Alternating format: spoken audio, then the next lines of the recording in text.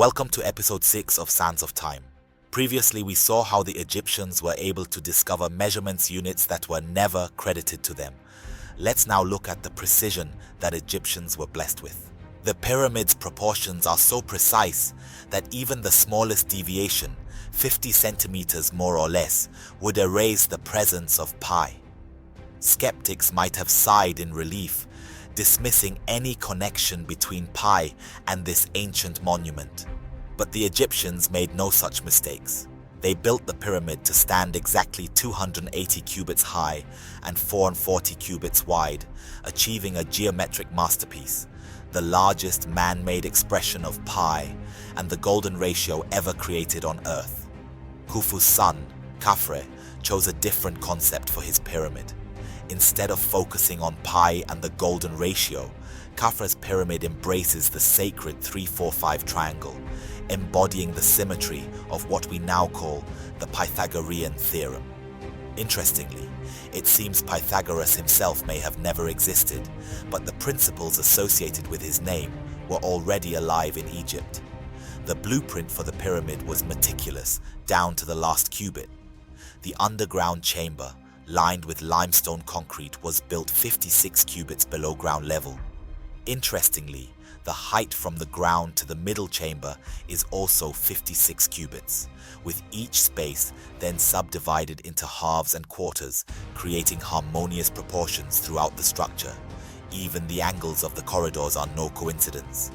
The descending and ascending passageways align with the diagonal of two squares. From the underground chamber to the intersection, 161 cubits. From that intersection to the ascending corridor, constructed with identical precision, also 161 cubits. The architects left nothing to chance. They designed the plugs to seal the entrance and even devised a secret well shaft as a hidden escape route. The middle chamber, centrally located, is lined with gleaming white limestone, while the king's chamber stands clad in red Aswan granite, its ceiling supported by 5 layers of massive beams.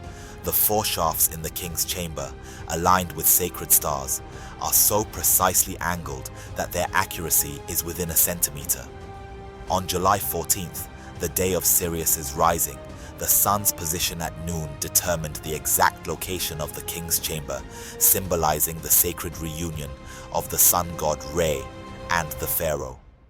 The Egyptians divided the pyramid's base into plots, similar to how they measured fields along the Nile.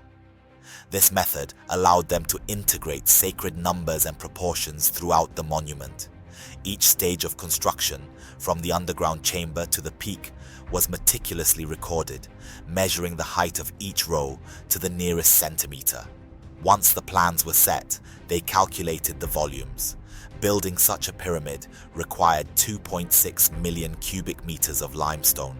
Before committing to the construction, they ensured enough material was available, because starting a pyramid only to run out of stone would have been a catastrophe. Egyptians had mastered volume calculations long before the famous Rind and Moscow papyri. This knowledge was essential for making concrete, which required standard measurements of both mass and volume. After thorough inspections, they confirmed there was ample limestone to complete not only the Great Pyramid, but the surrounding structures as well. Hemiunu, the mastermind behind this project, introduced a subtle yet brilliant feature: the pyramid's concave apothem. This hidden curve wasn't an afterthought. It was part of the original design, enhancing both stability and aesthetics. From the initial blueprint to the final stone, nothing, absolutely nothing, was left to chance. Water was a crucial resource. The annual Nile flood brought the river's edge close to the construction site, making it easier to mix concrete and grind limestone. The Egyptians needed around 500,000 cubic meters of water, approximately 20% of the pyramid's total volume. To raise the water from below, they used a technology often credited to Archimedes, the screw pump. But this method was known to the Egyptians thousands of years earlier, likely even before Babylon. They dug 3 wide passages through the soft limestone, installing wooden viaducts to channel the water across the site. In these basins, the Egyptians mixed limestone clay, natron and lime, then opened the valves to let the concrete flow into natural cavities below. This process created underground tunnels and chambers that once dried took on the appearance of natural rock. The date is April 13th, 2560 BC, the vernal equinox. The sun is about to rise directly east. A team of surveyors waits, ready with sticks and ropes. As the first rays break the horizon, they quickly align their tools, capturing the sun's exact position. Within minutes, the alignment is perfect. This level of precision wasn't new to them. They had practiced it for centuries along the banks of the Nile, perfecting their methods while tending to their fields. And so, with every measurement, every alignment, and every sacred number, they built a monument that would stand the test of time, a masterpiece of both science and spirituality. It is a testament not only to their knowledge, but to the enduring connection between the material and the divine, expressed in stone. This is the legacy of the Great Pyramid, a legacy that echoes across millennia, an eternal harmony of pi, the golden ratio, and the wisdom of the ancients.